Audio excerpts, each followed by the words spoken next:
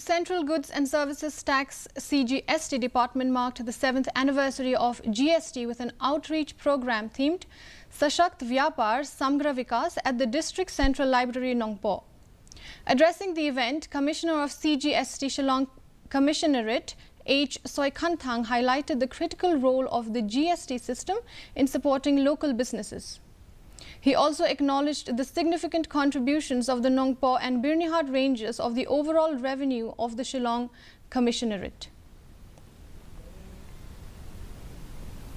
In Nongpo range, we have 613 taxpayers registered with us.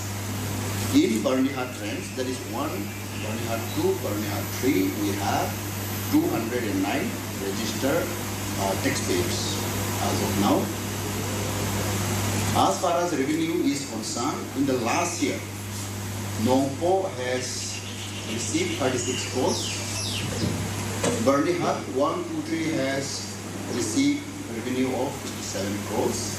It consists of 32.5% of the entire revenue received by Division 1. Concerned about the dilapidated state of the road,